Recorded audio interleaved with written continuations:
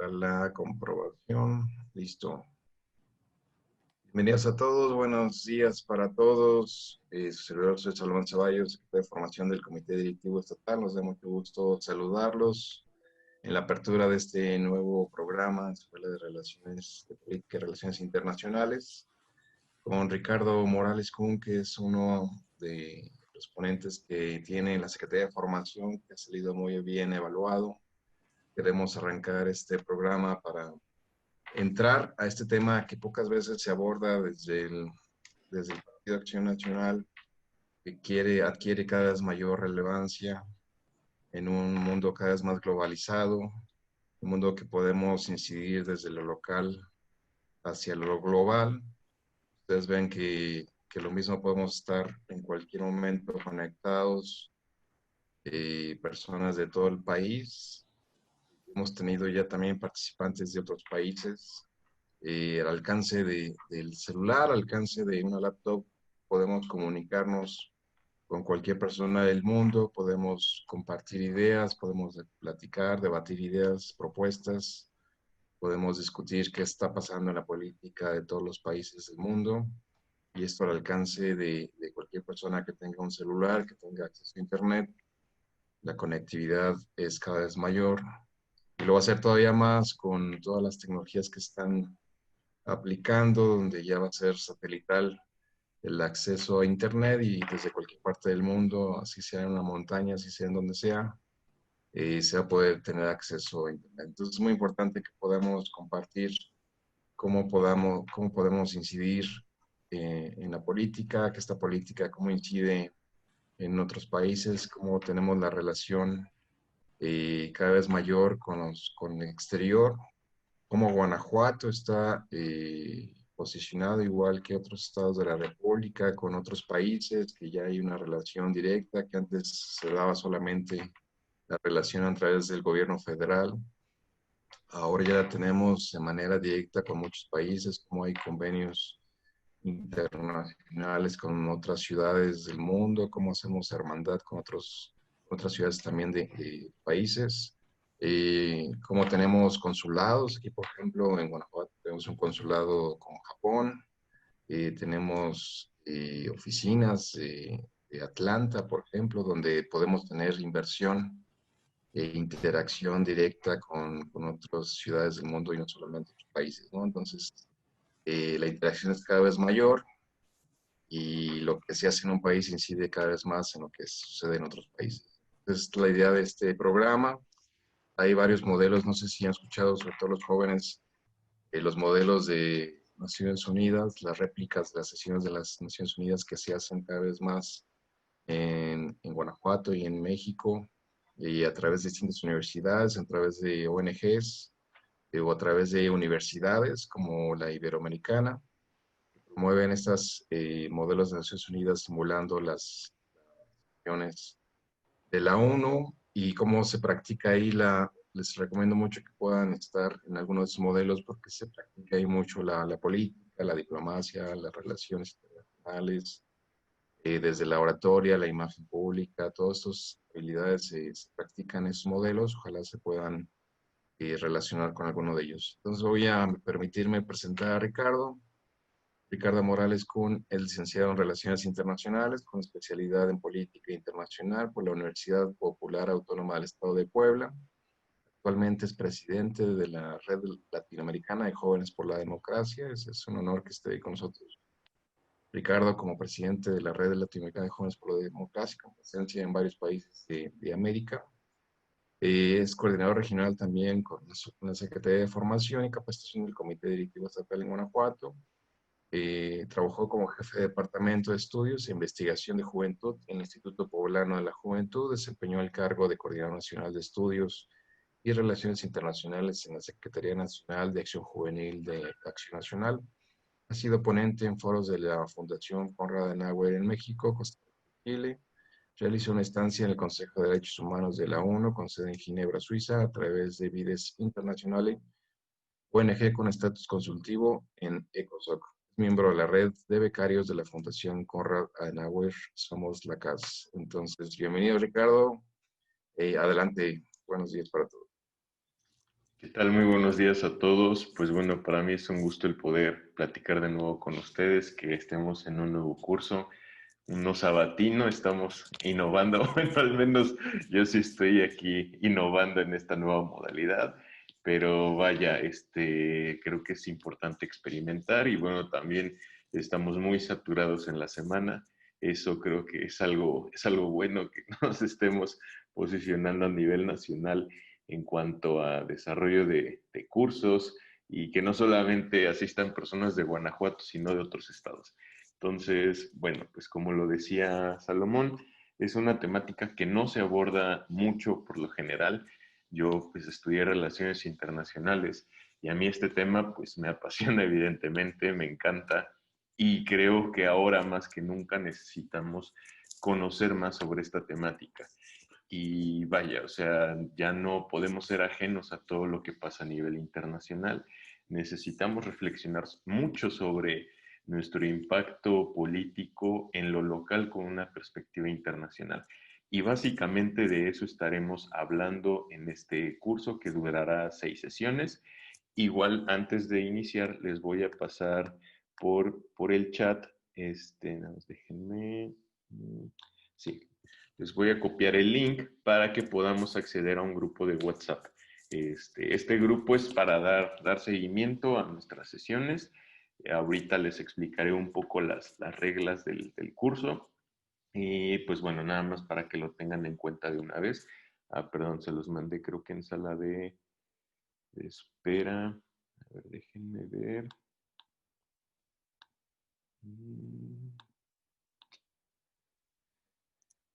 A ver, espérenme tantito. Porque no sé por qué está aquí, está todos en reunión. Listo. Y bueno, Salomón está comentando, se tiene que ir a otro programa más de los que estamos inaugurando en sábado. Así que bueno, muchas gracias por haberte conectado, por haber dado la bienvenida, la introducción. Ya les dejé el link para que puedan entrar al grupo de WhatsApp.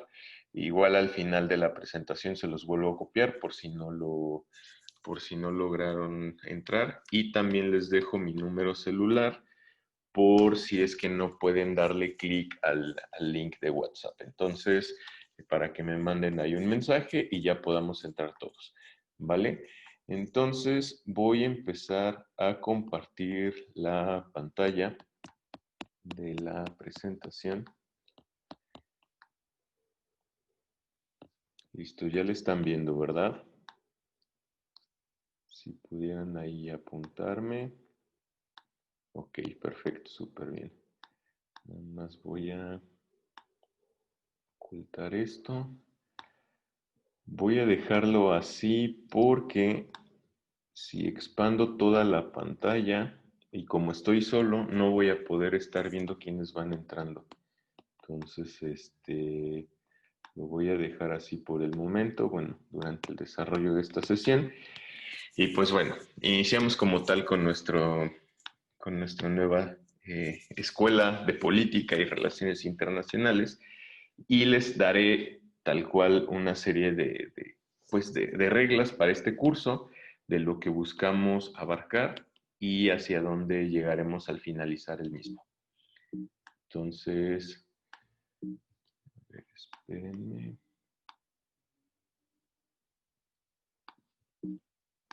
¿Por qué no estoy? Bien, aquí viene lo que son las indicaciones generales. ¿Qué vamos a encontrar dentro de este grupo?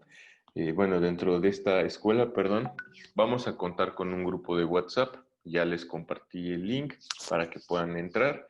En este grupo voy a estar subiendo material de apoyo. Voy a estar subiendo noticias, voy a estar subiendo videos, voy a estar subiendo imágenes. Vaya, esto como para que podamos entender un poco más las temáticas que vamos a ir desarrollando a partir de cada uno de los módulos.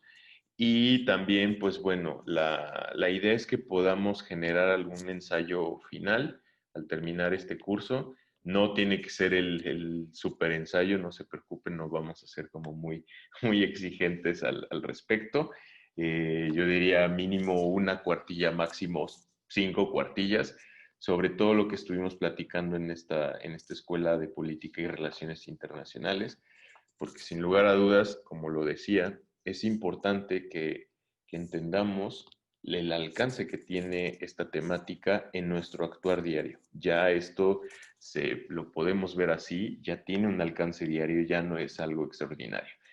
Y bueno, como tal vamos a tener derecho a una falta, porque pues bueno, son solo 6 módulos, suena mucho, pero en realidad es muy poco, el tiempo pasa volando y lo ideal es que no se pierdan ninguna de las sesiones. Cualquier cosa que se les complique, por favor avísenme para poder estar en sintonía.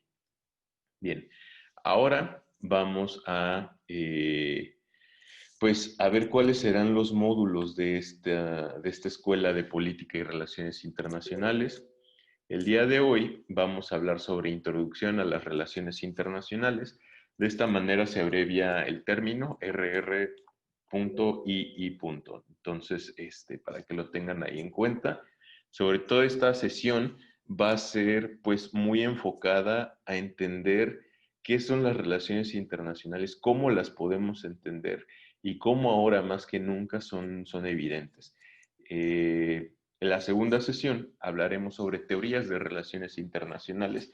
Si llegaron a tomar la sesión de política exterior de México, que fue de donde surgió la idea de hacer esta escuela de relaciones internacionales, ahí hablé un poco sobre las teorías. Evidentemente tuve que hacerlo de una manera muy rápida, a pesar de que me tomó un tiempo, lo hice muy, muy rápido.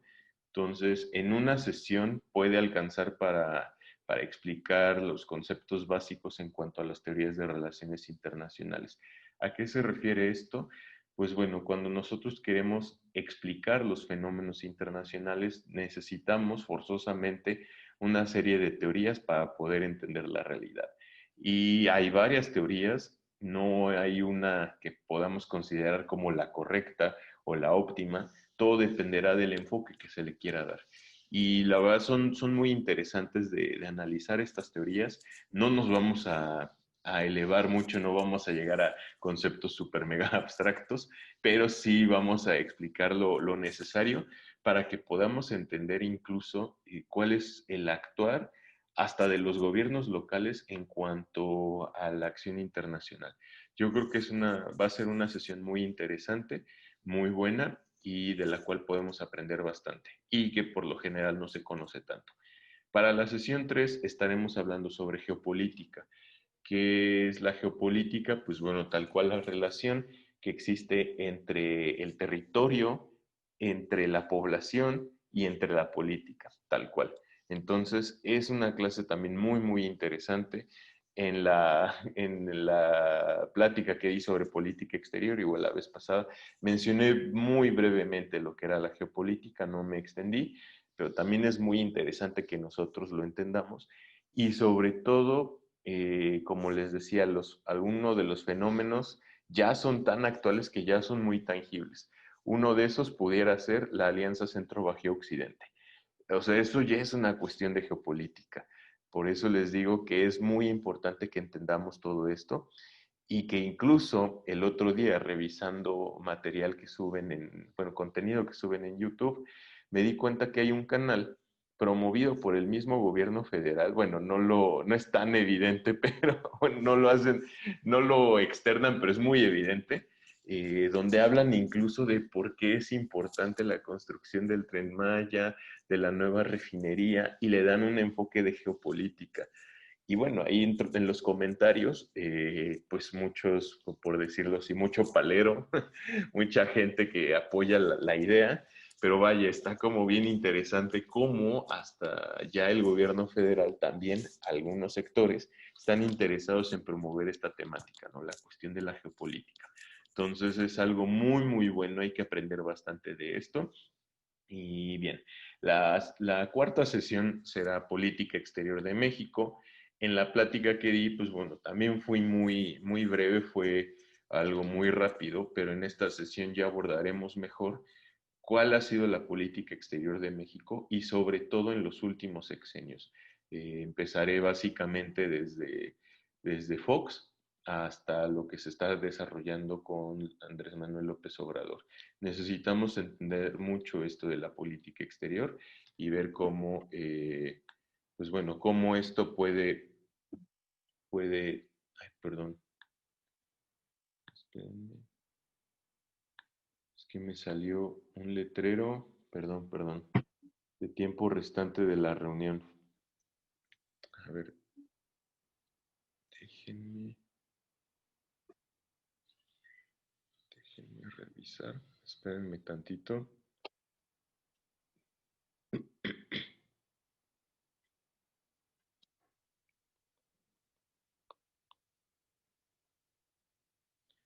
A ver, bueno, en lo que me ayudan voy a seguir con las diapositivas.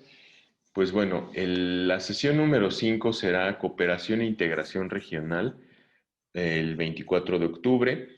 Esto también a veces llega a ser como que se da por visto o como que no lo llegamos a entender tanto, pero un ejemplo pudiera ser la Unión Europea. O sea, la Unión Europea es el mayor ejemplo de estos procesos de cooperación e integración regional. A nivel América Latina no se ha dado como tal una cooperación e integración regional, pero creo que hay muchos esquemas donde se pueden estar desarrollando nuevas ideas. Y la última sesión sería la de paradiplomacia, gobiernos locales. O sea, lo escribí tal cual así. Y vaya, es como algo muy interesante que los gobiernos deben de tener una perspectiva global con una acción local. Este es un término como muy del ámbito de los internacionalistas, los gobiernos locales, y creo que a nosotros, sobre todo, que nos interesa la participación política dentro de nuestro país, debemos de estar bien al tanto de todo esto. Entonces, la paradiplomacia, tal cual es la acción emprendida por los gobiernos locales, como cuando las ciudades se hermanan, efectivamente, ese es uno de tantos y que realmente, y ya lo platicaremos durante esta sesión, han habido ayuntamientos que firman hermanamientos solamente porque querían mandar al hermano, a la cuñada, al familiar de intercambio a otra ciudad para que les saliera más barato. O sea, tristemente eso ha llegado a pasar, pero lo importante es entender este fenómeno, ver cómo sí se puede aprovechar para buenas herramientas y cómo los hermanamientos no son pues la única opción. Entonces, bueno, aquí continuaremos con la siguiente diapositiva, que sería tal cual ya la introducción a las relaciones internacionales. ¿Qué es lo que pasa con esta temática? Pues aquí yo les preguntaría, ¿qué significa para ustedes relaciones internacionales? O sea, cuando escuchan este término, ¿qué les recuerda? ¿Qué es lo que ustedes pensarían? Si pudieran apuntarlo en el chat, o sea, para que podamos entender un poco. ¿Qué entienden por relaciones internacionales? ¿A qué se refiere este término? Ahí sí se pudiera, si pudieran ir escribiendo dentro de los comentarios en el chat. ¿Qué se imaginan cuando escuchan este término de relaciones internacionales?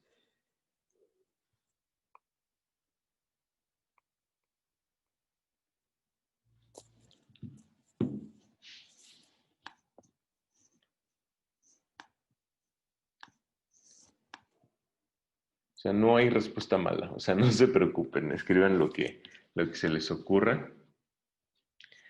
Ok. Relaciones con otros países más en lo comercial. Ok, perfecto. Esa pudiera ser una buena idea. Relaciones que mantienen el país con otras naciones y los tratados que llevan a cabo para mantener una óptima relación. Ok, esa también pudiera ser una muy buena idea. Los intercambios o hermanamientos entre los países de manera comercial, política y cultural. Acuerdos económicos entre países o bloques de países. Ok, perfecto. Veo que prevalece mucho como el enfoque económico, lo cual es una realidad, pero no es lo único. Es la manera en que un país se relaciona con otro país, ya sea políticamente, comercial, jurídicamente, etcétera. Ok, muy bien. Aquí ya estamos hablando de la cuestión política, de lo jurídico también. Eso es como muy, muy importante destacarlo. Bien. Eh, Aquí les voy a dejar una simple definición, o sea, no es algo oficial, es para que tengamos un piso parejo, como me gusta comentarlo. Es la ciencia que estudia los procesos de interacción entre entes con alcance internacional.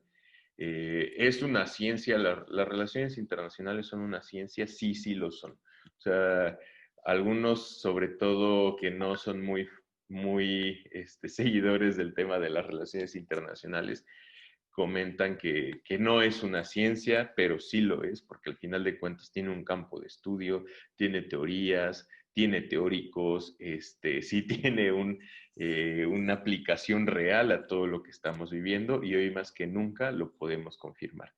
Bien, aquí también les coloqué que estudia los procesos de interacción entre entes. Aquí no mencioné entre países.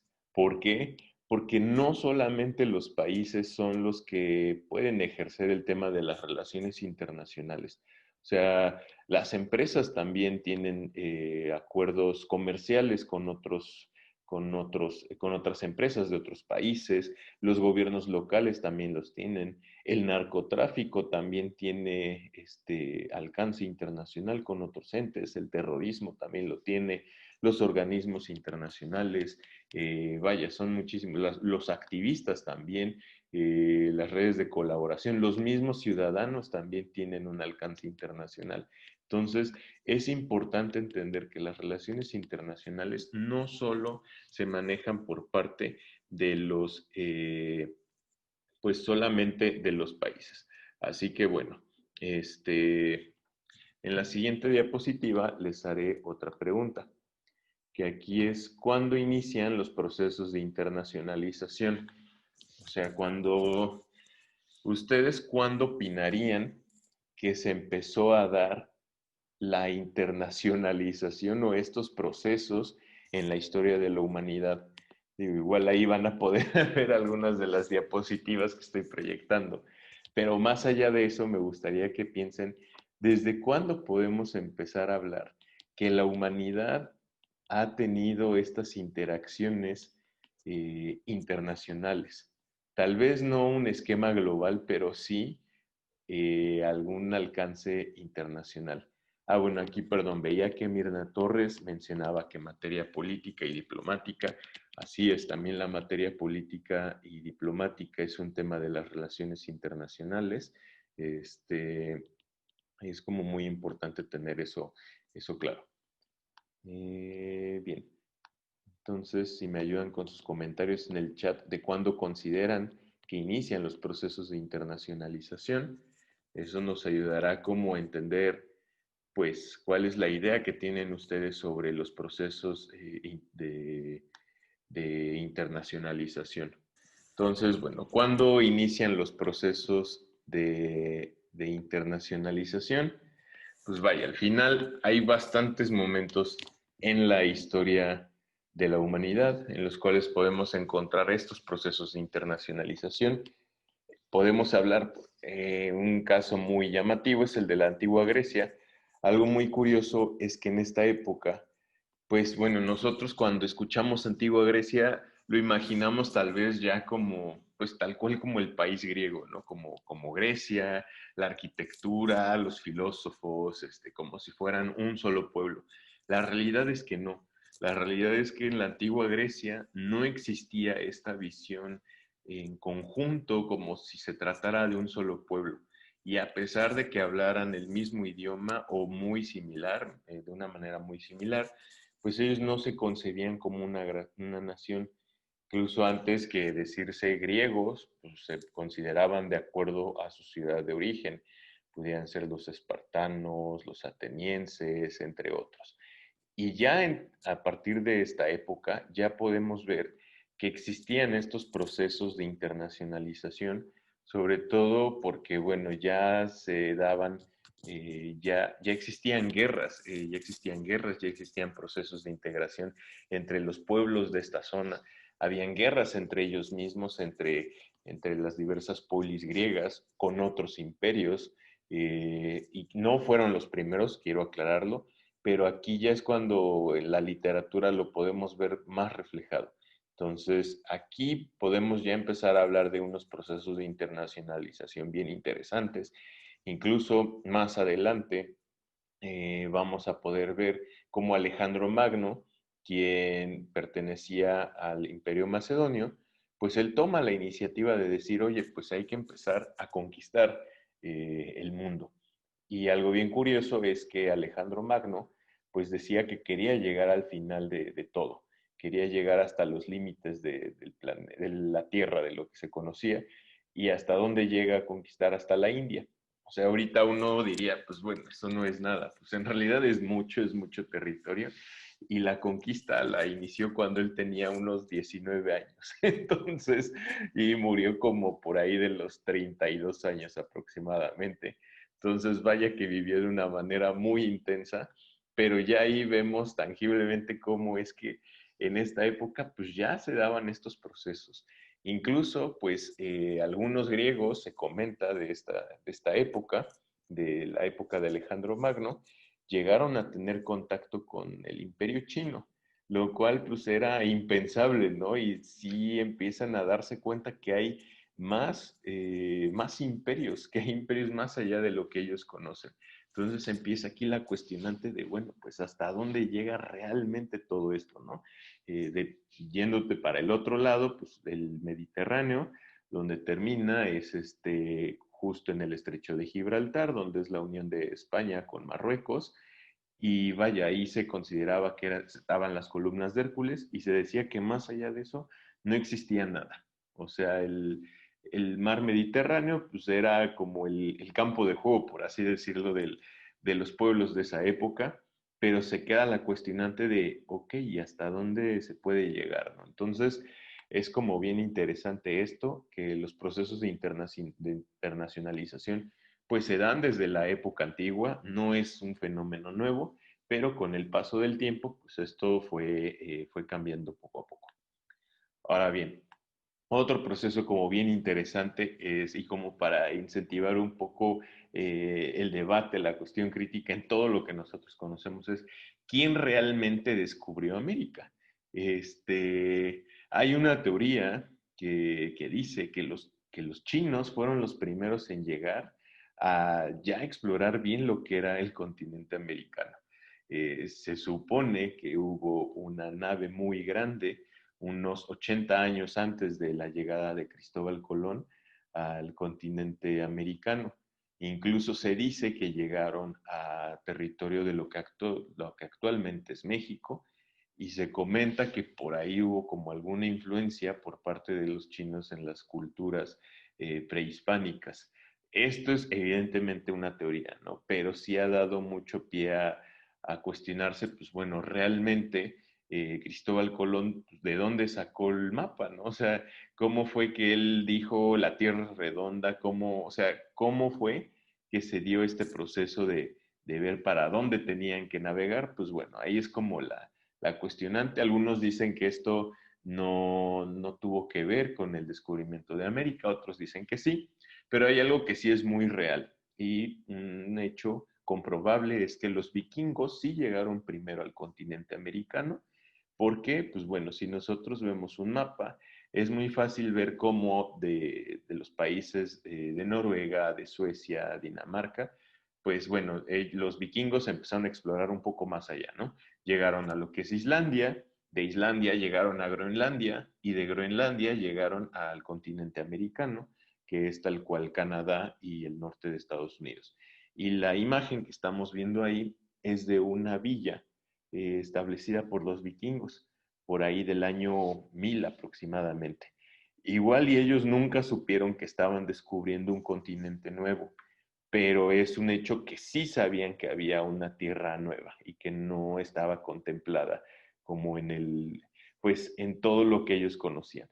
Esto sí es una realidad, entonces ahí es cuando uno se da cuenta de estos procesos de internacionalización. Las culturas de esa época, pues bueno, sabemos muy bien que en Norteamérica, sobre todo en esta parte, no habían muchos pueblos originarios establecidos aquí. Sí había, pero eran como muy no estaban pues tan avanzados en comparación a los vikingos, entonces no se conoce los testimonios de esta época, sobre todo por parte de estos pueblos, es algo muy difícil, pero sí se han encontrado pues tal cual estas villas, ¿no? Estas villas, y esto es una prueba arqueológica de que sí es muy cierto que llegaron los vikingos. Entonces, esto es como para incentivar un poco el debate de decir, bueno, pues no todo fue con la llegada de los españoles a América, o sea, sí hay como muchos procesos similares a nivel internacional.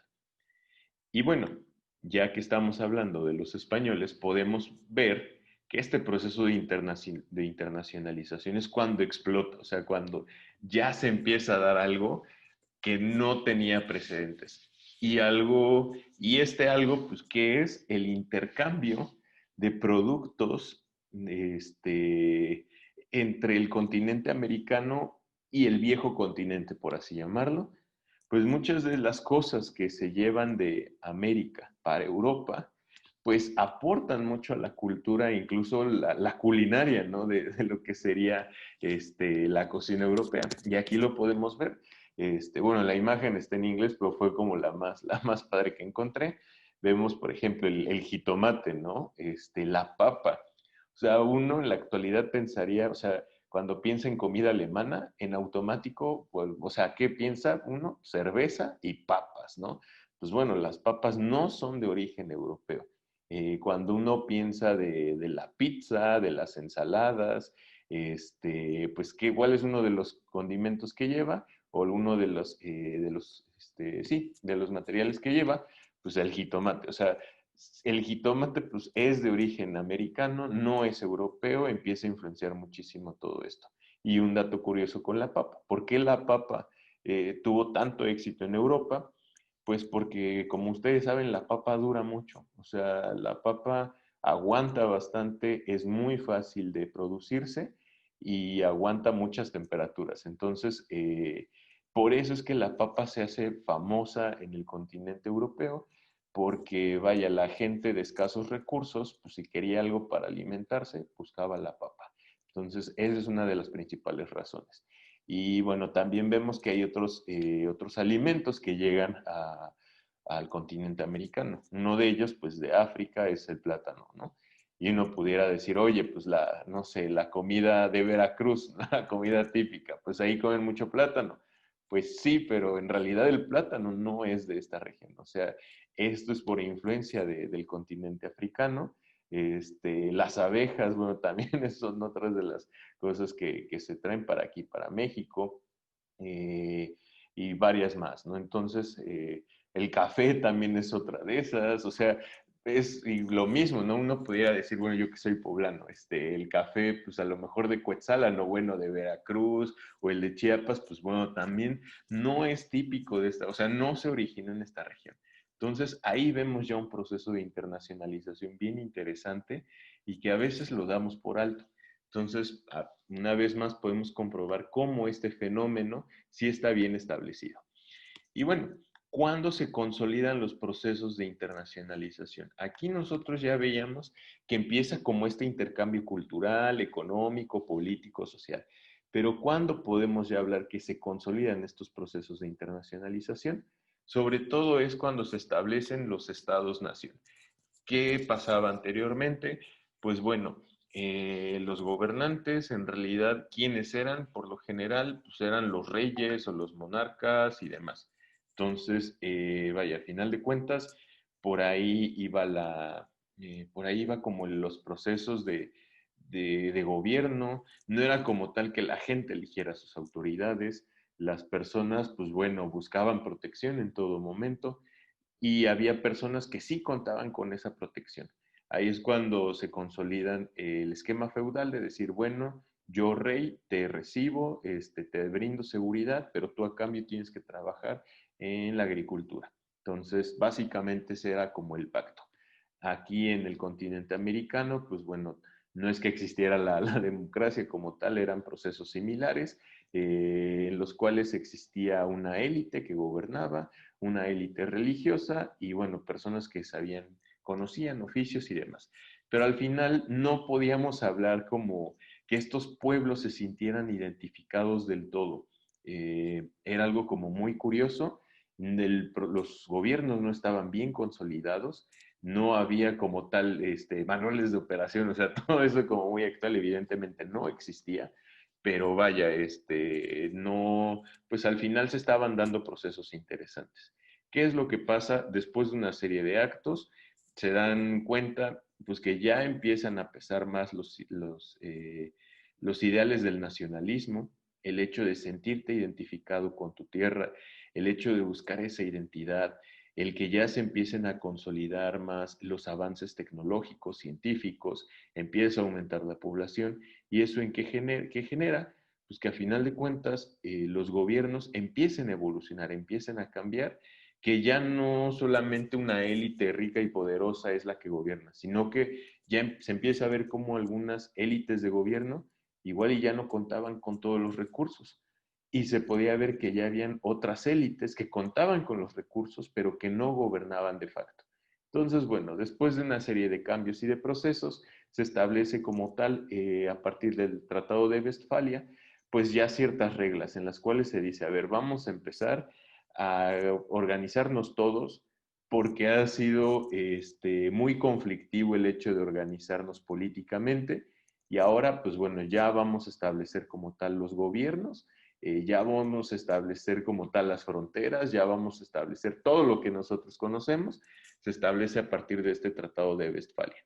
Y aquí vemos, pues evidentemente, empieza la creación de los países por ahí del siglo XVI.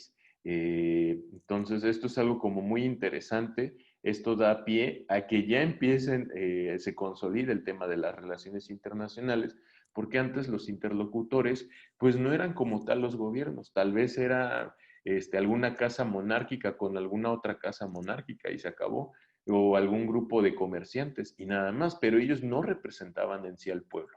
Pues a partir de la consolidación de los estados-nación ya se empieza a pensar en el pueblo, en los gobernados. Esto es un paso muy grande para el proceso de internacionalización. Y bien, con estos procesos de internacionalización, ¿qué se empieza a dar? Pues los procesos de colonización, o sea, el colonialismo. ¿Qué era lo que pasaba? Pues bueno, algunos estados-nación evidentemente eran más avanzados que el resto de otros pueblos, y aquí ahí viene una ventaja, ¿no? Una ventaja cultural, económica, política, social, y todos aquellos países que tenían mayor peso empiezan a colonizar a nivel internacional. Vemos que el mundo empieza a entrar a este proceso de aquellos que dominan y aquellos que son dominados. Entonces, pues bueno, el proceso de la conquista aquí en América Latina corresponde a un proceso de colonialismo, por supuesto que sí, porque a final de cuentas, pues bueno, un imperio que fue el español trae sus costumbres, trae su idioma, trae sus reglas y demás. Ojo, aquí como siempre lo aclaro bastante, no es que México ya existiera. O sea, no podemos decir no podemos comentar eso de llegaron a dominarnos porque no va en ese sentido, no existíamos, empezaron a consolidar los estados-nación, al menos aquí en América Latina, pero no podemos negar que sí es evidente que hubo un intercambio, ¿no? Que sí hubo un proceso de colonización. Ahora bien, si lo comparamos con otros continentes como el africano, pues ahí sí fue muy salvaje este proceso, fue algo como muy trágico y de hecho la fotografía que les estoy colocando es del Congo belga, y nada más para que nos demos una cuenta de qué era lo que pasaba. Los países europeos ven que África pues, es un continente muy grande, muy amplio, el cual dicen nadie lo está gobernando, o sea, nadie de ellos, evidentemente, pues necesitamos empezar a repartirnos las tierras, necesitamos empezar a sacar todo el provecho pues, de este continente, porque es algo inmenso. Y bueno, los países europeos deciden empezar a repartirse literalmente el territorio. Y esto es un proceso muy trágico para África, y si el día de hoy nosotros no comprendemos o bueno, más bien, si vemos que al día de hoy África es un país que tiene muchas condiciones de inestabilidad y de poco desarrollo, es precisamente por esto, porque los países europeos decidieron partir el continente como a ellos se les antojó, o sea, era tal cual, aquí está el mapa, vamos a repartirlo de tal forma que todo mundo quede feliz y contento, pero nunca le preguntaron a los pueblos originarios de África. Eso ha sido un problema bien, bien grave porque trazaron líneas donde no existían líneas, dividieron pueblos que estaban unidos o colocaron pueblos juntos que no eran para nada cercanos. Eso es una de las grandes tragedias que hubo con el colonialismo en cuanto a África. En Asia también se dio este proceso de colonialismo y vaya, esto ha generado como muchos problemas. Y aquí para darnos cuenta de este proceso y de sus implicaciones, como les mencionaba, fue el Congo belga, que actualmente es la República Democrática del Congo, que de república y de democrática lamentablemente no tiene nada. Entonces, vaya, a final de cuentas, esto es como algo bien, pues algo bien complejo. El Congo belga era tal cual una colonia del rey Leopoldo y era como su patio de juegos. O sea, así ese nivel llegaba este proceso de colonización. Ahí no existía ley. El monarca podía hacer todo lo que él quisiera. Podía, o sea, era su capricho, realmente era su capricho este territorio y esto ha quedado muy marcado en la historia del continente africano. Entonces, pues, como les comentaba, estos procesos fueron muy lamentables. No fue el único, el Congo belga. Hay otros, por ejemplo, Sudáfrica. O sea, Sudáfrica también, la construcción de este país fue muy violenta. ¿Qué era lo que pasaba? Y que ahí platicaremos un poco más cuando lleguemos a la sesión de geopolítica. Los ingleses tenían la visión de pues ellos no querían como tal conquistar territorios, ellos solamente querían tener puertos de acceso y nada más, para que pudiera ser un punto de descanso, de intercambio comercial y así. Otros países fueron todo lo contrario, ellos sí querían colonizar los territorios. Y pues bueno, al sur de África, los holandeses, ellos empiezan a colonizar el territorio y los ingleses pues empiezan a molestar porque jamás habían llegado bien a ese acuerdo. Y pues bueno, para no hacer más largo este cuento, hubo un conflicto muy fuerte entre el Reino Unido, bueno, el Imperio Británico y los holandeses en esta parte, y los descendientes de los holandeses que son llamados los Boers, se escribe Boers. ¿Y qué pasó con los Boers? Pues bueno, ellos fueron lamentablemente los afectados en todo este conflicto. Y aquí otro dato curioso es los campos de concentración no fueron idea de los alemanes y de Hitler. En realidad fueron idea de los propios ingleses. Los ingleses buscaron pues aniquilar a toda la población Boer en el sur de África y los metían en campos de concentración. Y de eso estamos hablando del siglo XIX, o sea, 1800, segunda mitad del siglo XIX. Entonces, esa idea de los campos de concentración no es algo nuevo y ya venía desde esta época. Igual cuando lleguemos al módulo de geopolítica, platicaremos un poco más al respecto. Pero bien, pues estos procesos colonizadores se dieron a nivel internacional. Y bueno, aquí también llega otro punto bien interesante, que es el de las transnacionales. ¿Qué era lo que pasaba con las transnacionales? Uno pudiera pensar que Coca-Cola, Starbucks, Disney, Michelin, todo esto, pues ya es un invento del siglo XX o incluso hasta del XXI. La realidad es que no. La realidad es que estos procesos de las transnacionales ya vienen desde el siglo XIX. Y en América Latina lo vimos bastante. Uno de los casos más sonados ha sido la American Fruit Company, que fue una compañía gringa que tuvo una influencia tan fuerte en el continente americano que incluso llegaron a poner y quitar gobiernos, sobre todo en Centroamérica. ¿Qué era lo que pasaba? Pues como nos damos cuenta, los estados-nación cuando se consolidan, hay algunos que están más aventajados que otros y algunas civilizaciones, culturas y demás tienen menos ventaja. Entonces, pues bueno, aquí los que tienen mayor poder empiezan a darse cuenta que no solamente necesitan gobiernos para tener influencia dentro de los territorios extranjeros. los norteamericanos, los estadounidenses, pues empiezan a buscar recursos en otros lugares. Sabemos muy bien que Estados Unidos tiene mucha riqueza en cuanto a recursos, pero hay algunos que no van a poder conseguir en su propio territorio.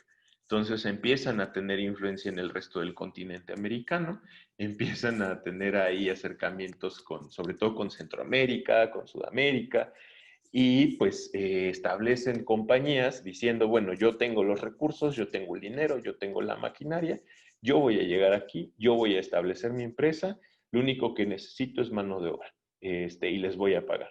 Evidentemente los pagos eran muy bajos y pues esto se dio, digo, le estoy enfocando mucho a nuestra realidad que es América Latina. ¿Qué pasó en el caso de México? En México no lo vimos tan fuerte como en Centroamérica, por ejemplo, pero sí podemos ver algunos rasgos de esto, sobre todo durante el Porfiriato. ¿Qué era lo que pasaba en la península de Yucatán?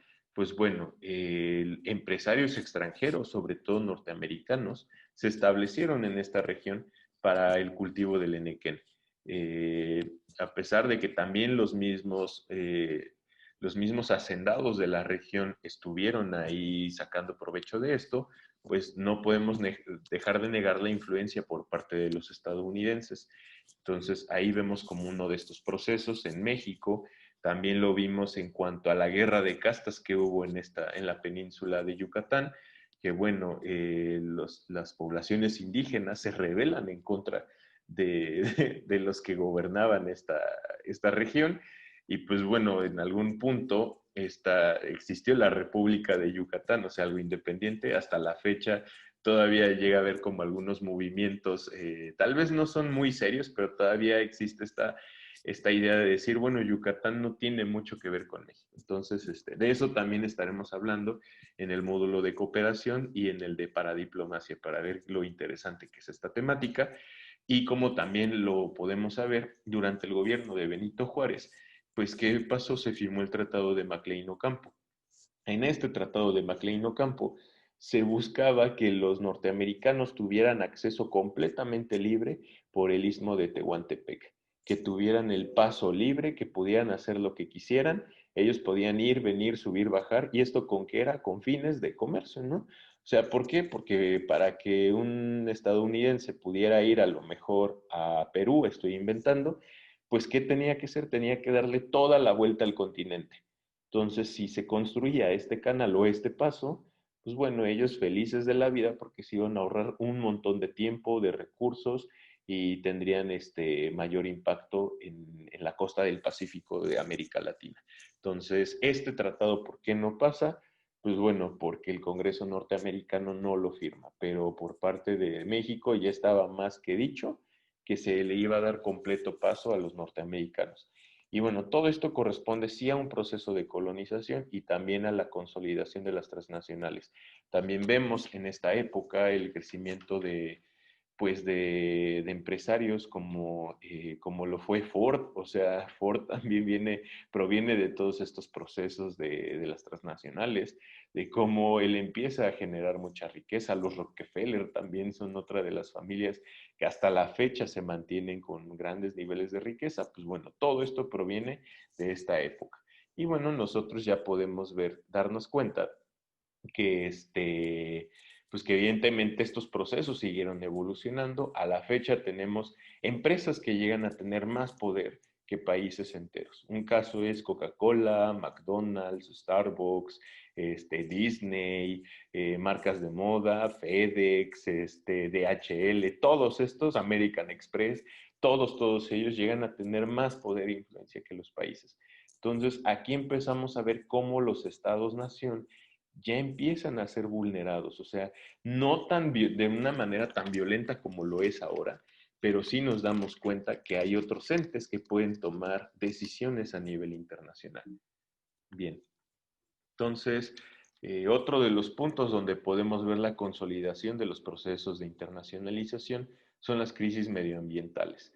Desde esta época que estamos hablando finales del siglo XIX, inicios del siglo XX, pues ya nos damos cuenta de cómo la tecnología, o sea, los procesos de avance, los procesos de avance en cuanto a la revolución industrial, pues empiezan a sentar las bases de lo que sería esto, las crisis medioambientales.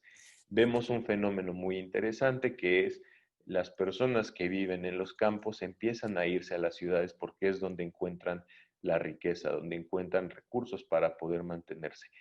Esto pues empieza a dañar los ecosistemas.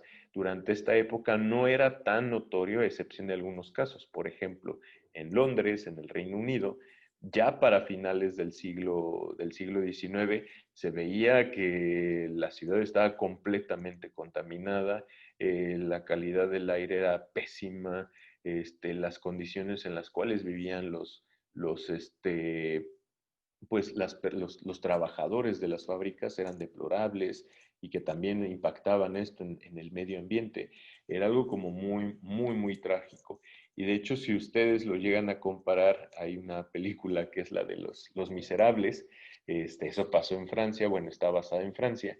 Ahí podemos ver mucho esta nueva realidad, ¿no? De la gente pobre que vive en las ciudades y que vive en unas condiciones inhumanas. Y pues bueno, todo esto genera una crisis medioambiental que se vería más agudizada con el paso de los años hasta lo que vivimos actualmente, ¿no? Entonces, por eso vemos que ahora la bandera de las banderas verdes para defender el medio ambiente, la ecología, pues están muy de moda. Lamentablemente puede ser un poco tarde para estar promoviendo estas banderas, pero creo que aún estamos a tiempo. Así que bueno, eh, aquí viene otro punto, que es el de terrorismo. O sea, ¿qué es lo que pasa con el terrorismo? O sea, definitivamente esto del terrorismo es otro de los fenómenos que se fue dando conforme iba pasando el tiempo, y es algo como muy, muy trágico. Aquí les coloqué una imagen de lo que es la ETA, este grupo terrorista que buscaba la independencia del País Vasco con el resto de España, pero no es el único, ¿no? Por lo general siempre llegamos a pensar en países árabes, pero no son los únicos. En América Latina también se dieron estos grupos terroristas.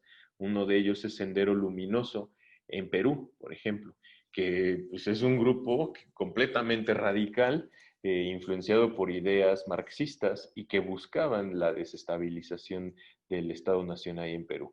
Entonces, ¿por qué surgen estos grupos terroristas? Pues como se dan cuenta, empieza a haber una serie de demandas que no son satisfechas por los mismos estados o que hay entes que no son el Estado y que violentan todo esto, que violentan pues los esquemas de cooperación, los esquemas de desarrollo, y hay grupos que se empiezan a inconformar y que no ven solución más que decir, bueno, pues si no nos hacen caso, vamos a tener que recurrir a medidas extremas en las cuales puede ser pues, tan extremas como matar gente, colocar bombas, atentar en contra de, pues, de todo aquello que se ha ido construyendo poco a poco.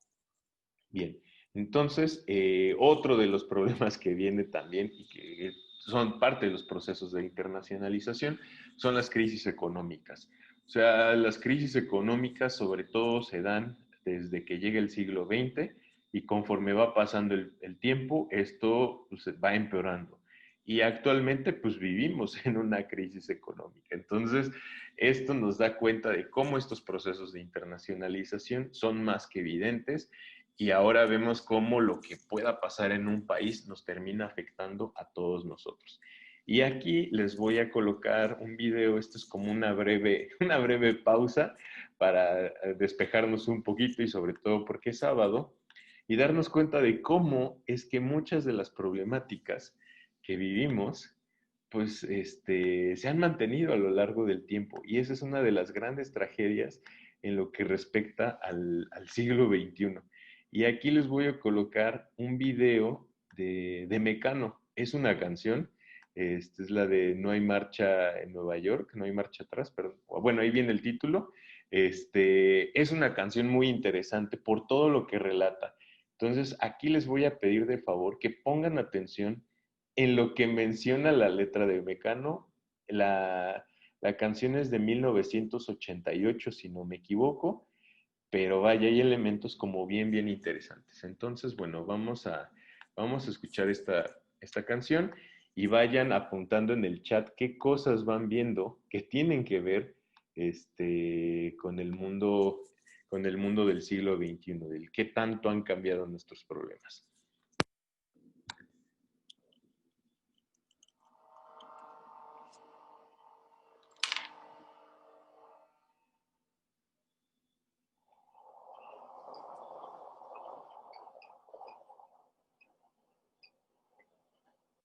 Pero, digo, esta canción para mí es muy, muy interesante porque refleja mucho. O sea, esta canción es de 1988.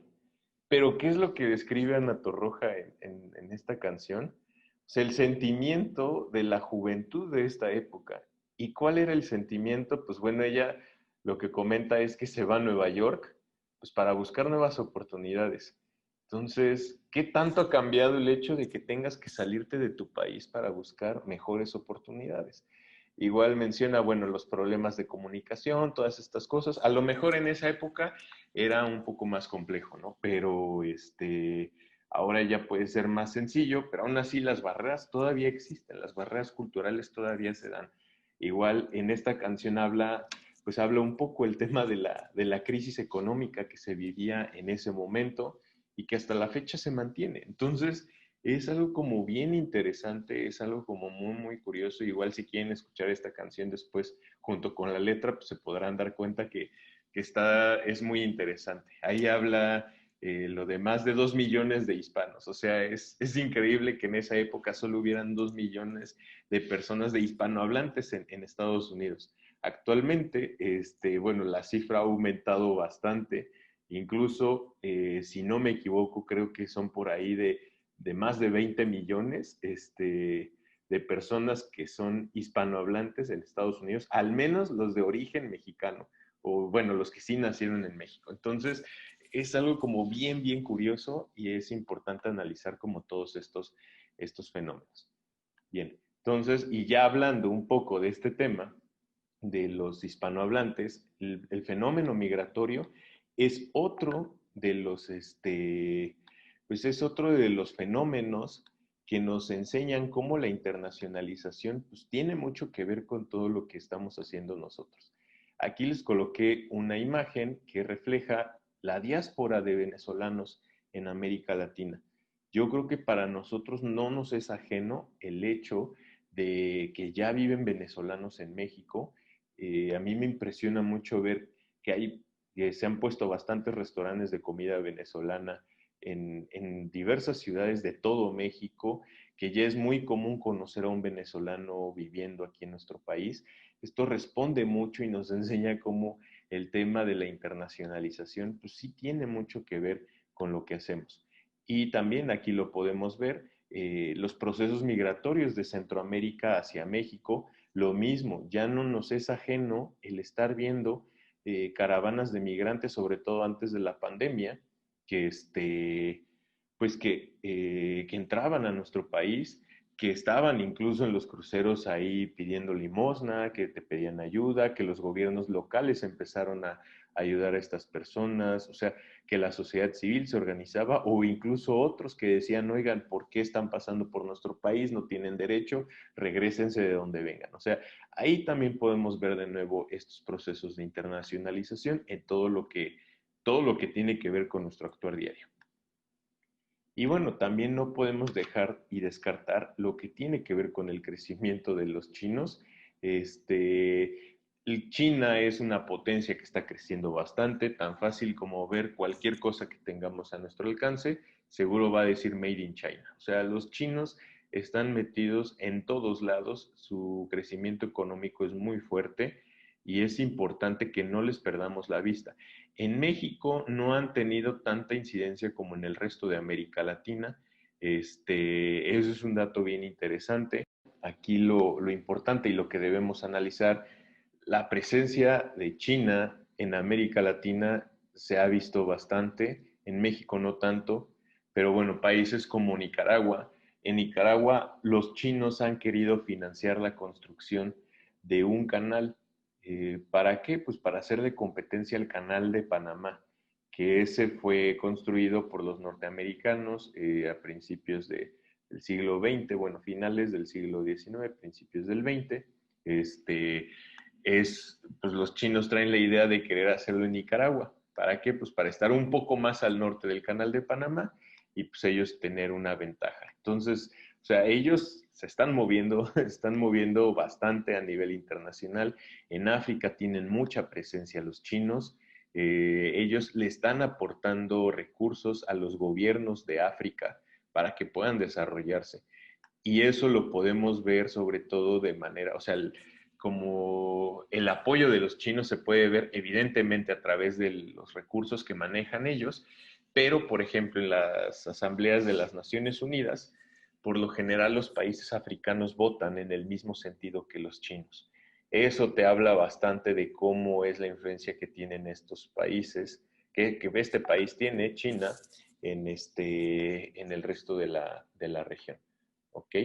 Entonces, pues bueno, a final de cuentas, por por ahí va. Y sí es importante estar al tanto de todo lo que pasa. Y bueno, ya el último fenómeno que pudiéramos estar mencionando es la pandemia del COVID-19. Este es el más claro ejemplo de que la internacionalización se está viviendo. O sea, un virus que se origina en China, en la ciudad de Wuhan, termina afectando toda la economía mundial, termina afectando a todos los países y ahora sufrimos las consecuencias. Es algo completamente trágico. Los países estamos estancadísimos y en el caso de México, si de por sí ya no crecíamos económicamente, pues vaya, con esto está peor. Entonces, pues es algo que es como un golpe muy fuerte para nuestra realidad y darnos cuenta que sí la globalización ya ha llegado, ¿no? O sea, si algunos todavía lo dudaban y demás, pues la globalización ya está. O sea, y hoy más que nunca lo que pasa en China nos termina afectando aquí. Lo que pasa en Europa le afecta a Sudamérica. Lo que pasa en cualquier país puede terminar afectando a cualquier otro país. O las decisiones que tomen ciertas empresas van a terminar afectando el desarrollo de las naciones, las decisiones que tomen los grupos como el narcotráfico, los terroristas, también van a afectar a nivel internacional. Entonces ya todo es desde esta perspectiva y aquí les coloqué como una imagen bien curiosa, ¿no? Que es un Starbucks en Arabia Saudita. Y aquí se podrán dar cuenta que el logo es completamente diferente, ¿no? O sea, siempre el logo de Starbucks tiene una sirena, pero allá no. Allá no quisieron poner a la sirena por motivos religiosos, y solamente colocaron una estrella y un mar. Entonces, es como algo bien, bien curioso ver estos procesos de globalización. ¿Y por qué lo coloco? Porque a pesar de que muchos le tienen miedo a la globalización y demás, y creen que la globalización es pésima y que no nos ayuda en nada, pues bueno, es un proceso que naturalmente se da. O sea, no podemos frenarlo. Vemos cómo los gobiernos se están polarizando bastante, algunos se están volviendo muy populistas, muy nacionalistas, muy cerrados y otros no. Pero aquí lo importante es que nosotros logremos encontrar el equilibrio en todas nuestras decisiones y en todo lo que hagamos. Y vaya, al final, a pesar de que se estén dando estos procesos de globalización, siempre la cultura local va a prevalecer. O sea, eso no lo podemos negar. No se puede descartar la misma cultura de los pueblos y es como bien interesante. Y aquí ya para ir cerrando la sesión del día de hoy es, ¿los demócratas humanistas podemos aportar algo dentro de los procesos de globalización? Pues por supuesto que sí. Y aquí les voy a dejar como una reflexión, que es el fenómeno de la mundialización. Este término de la mundialización lo platicaba bastante Carlos Castillo Peraza. De hecho, uno de los textos que les compartiré tiene mucho que ver con lo que escribía Carlos Castillo y lo que el partido ha promovido como parte de la doctrina de acción nacional a nivel internacional. Y es, bueno, ahorita con el breve análisis que hicimos del impacto de la internacionalización en los procesos de nuestro desarrollo como humanidad, pues nos hemos dado cuenta de algo y es que lamentablemente han habido pueblos que han salido afectados, lamentablemente han habido pueblos que se han pasado de listos, pero bueno, también hemos visto que ha existido el desarrollo y que han habido cosas buenas. Entonces, ¿qué era lo que de lo que hablaba Carlos Castillo Peraza? al momento de mencionar esto de la mundialización. Es decir, bueno, pues nosotros tenemos un reto bien importante. ¿Y este reto en qué consiste? Consiste en que todo lo que emprendamos a nivel internacional debe de analizarse desde la perspectiva de la solidaridad, de la subsidiariedad, del bien común. O sea, ya vimos cómo las empresas transnacionales llegaron a modificar el destino de naciones enteras. O vemos ahora cómo países como China pues están financiando gobiernos, por ejemplo, los africanos, pero no lo hacen con una buena intención, lo hacen para poder explotar los recursos de esta región y para que ellos sean completamente subordinados a todo lo que ellos tengan. Entonces, la mundialización es, por así decirlo, es la globalización, pero con una perspectiva humanista. Entonces, el reto que nosotros tenemos es ese, que todo lo que emprendamos a nivel internacional o que tenga una acción internacional, pues que tenga este sello, que tenga el sello del humanismo, de no olvidar el concepto de la persona humana, y que, por ejemplo, movimientos como el terrorismo, bueno, diversos movimientos que tienen que ver con el terrorismo, pues ¿por qué se da en este tipo de fenómenos? No es de gratis, es porque evidentemente sí ha habido ciertos motivos para que la gente se sienta ajena a su país, se sienta ajena al sistema, y ahí es donde entra la solidaridad, ahí es donde uno tiene que entender cuáles son las problemáticas de los pueblos, pues para saber qué es lo que está pasando. Igual el día de ayer estaba dando una plática con un grupo de chicas de Querétaro, y una de ellas me preguntaba, por ejemplo, por los caracoles zapatistas, ¿no? O sea, que cuál era mi punto de vista. Y digo, es bien, bien controversial todo lo que ha pasado en Chiapas a lo largo de la historia y que tiene mucho que ver con el enfoque internacional, y es, bueno, o sea, estos grupos han sido, y los zapatistas han sido influenciados por ideas de otros países, por pensadores de otros países, por guerrilleros de otros países. Y esto no es de a gratis, es porque sabemos en Chiapas la desigualdad es muy fuerte, o sea, no lo podemos negar. Eso no lo podemos dejar a un lado, pero pues vaya, hay que encontrar el equilibrio justo para que al final este tipo de movimientos no se vuelvan un riesgo para los estados-nación. En nuestro caso, pues el país, nuestro país, México. Entonces, es bien interesante dar este sello humanista a todo lo que nosotros emprendamos. Entonces, pues ya para terminar el módulo del día de hoy, la reflexión que les dejaría es: piensa global, actúa local. Ese es el reto, eso es lo que vamos a estar platicando a lo largo de estos módulos, de estas sesiones, pues entender que todas nuestras acciones hoy más que nunca tienen un impacto internacional. Entonces, no podemos ser ajenos a todo esto. Necesitamos prepararnos, necesitamos entender qué es lo que está pasando a nivel internacional, cómo esto nos está afectando o cómo esto nos puede ayudar. Entonces, bueno, hasta aquí terminaría. Estoy dejando de compartir pantalla y veo que Roberto levantó la mano. Supongo que es para realizar alguna pregunta. Sí, efectivamente, buenos días. Buenos días, Ricardo. Me encantó tu presentación. Realmente coincido contigo en la necesidad de entender este tipo de situaciones, y también me encantó que mencionas la parte humanista.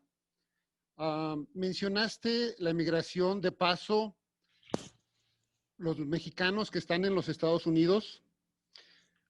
Quiero agregar a los mexicanos retornados, a los migrantes de retorno.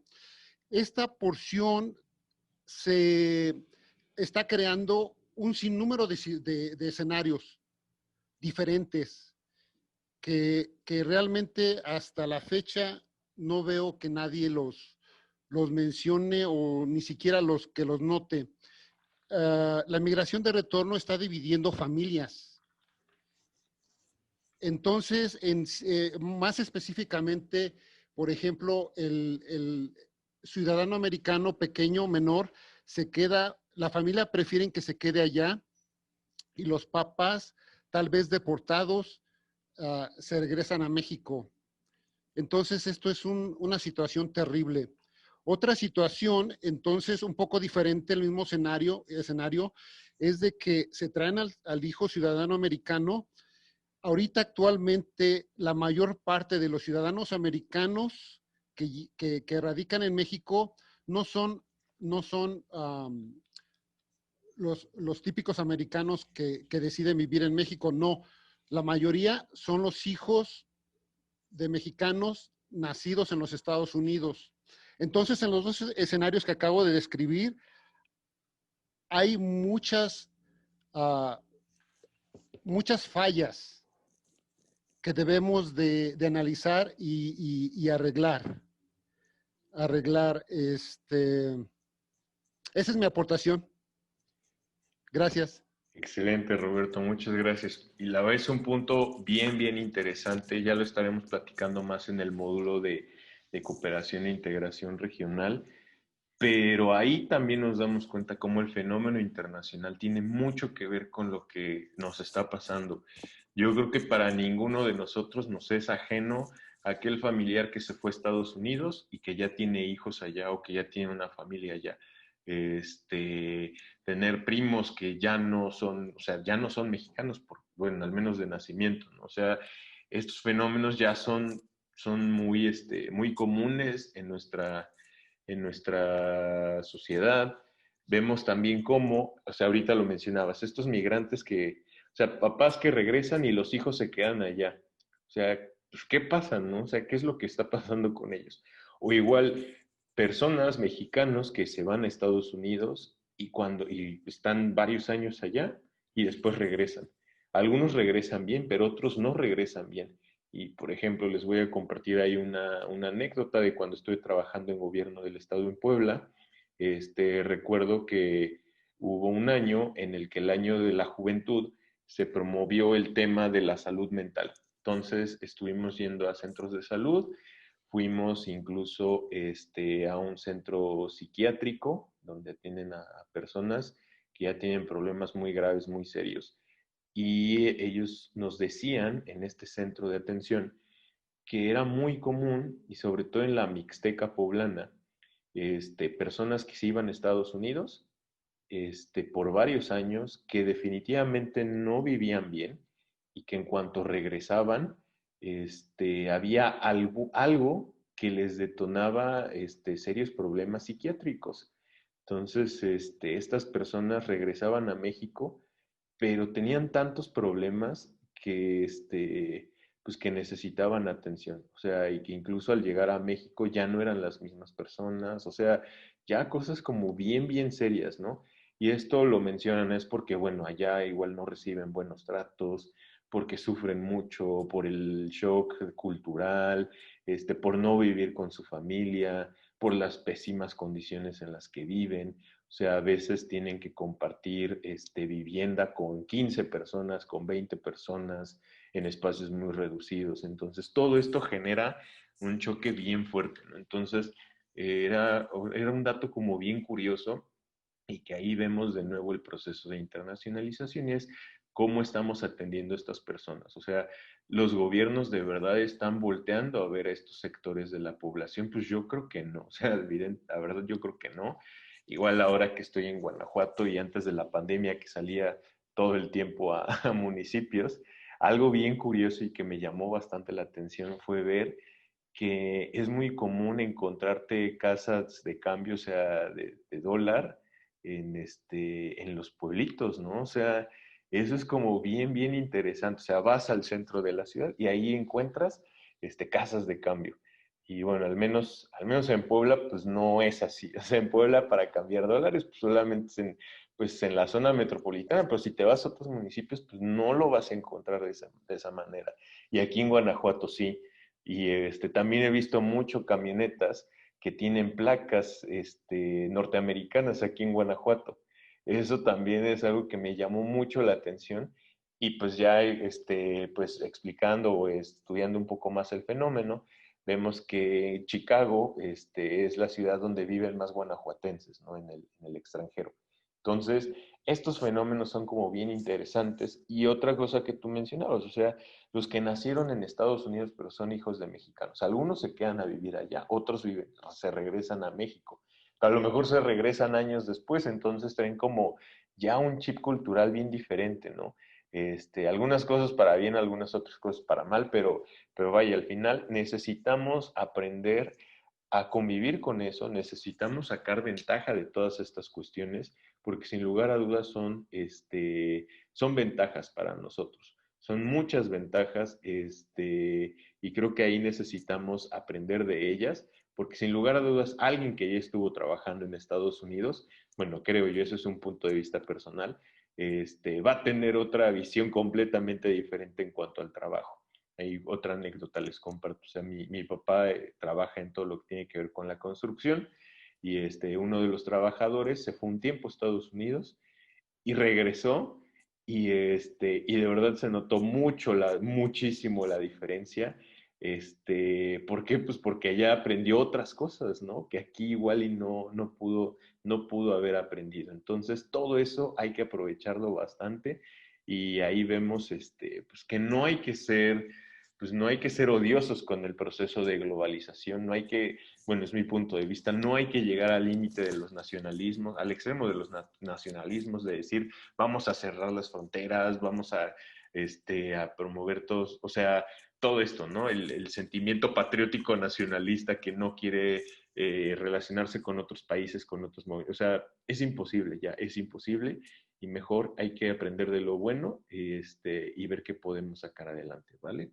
Entonces, no sé si tuvieran alguna otra pregunta al respecto, algún comentario.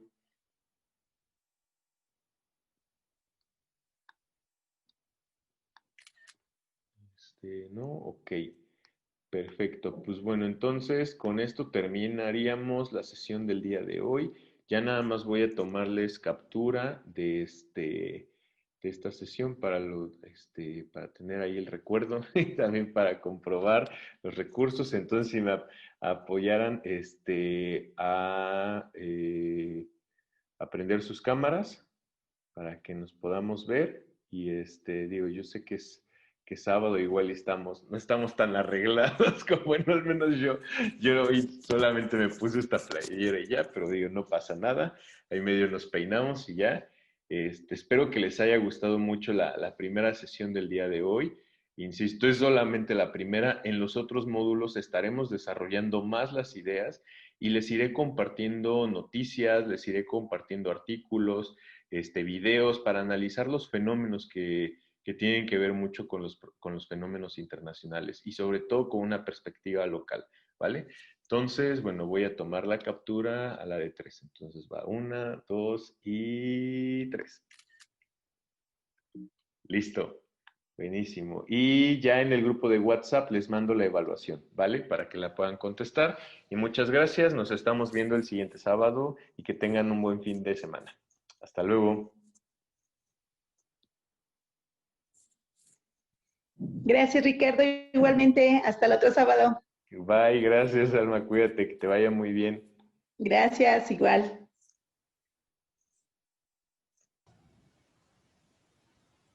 Gracias. Nos vemos, Karina, cuídate. Nos vemos, Luis. Que te vaya muy bien. Un saludo. Que les vaya bien.